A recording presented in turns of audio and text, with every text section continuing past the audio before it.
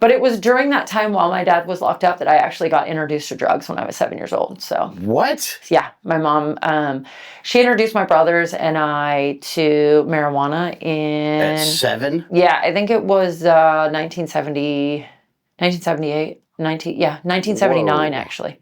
Yeah. So you're smoking weed at 7 or 8? Yeah, didn't really want to because I knew my dad went to prison for drugs, but there was a lot of pressure and intimidation, and there was always kind of this separation between my mom and I. Um, later on in life, I realized that she didn't like me very much, but then I realized as I've gotten much older that it was probably more insecurity, and so I really was seeking acceptance and love. So I did it, and then what I ended up learning is that it provided me that acceptance love that I had been seeking, but also over time it provided me an escape from the violence, abuse, and chaos that was going on in our life. So Damn. yeah. 7 years old. Yeah. So how did that progress?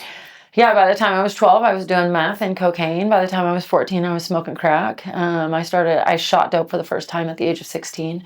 I was in and out of juvenile facilities right between 12 and 13. So that's when incarceration started for me.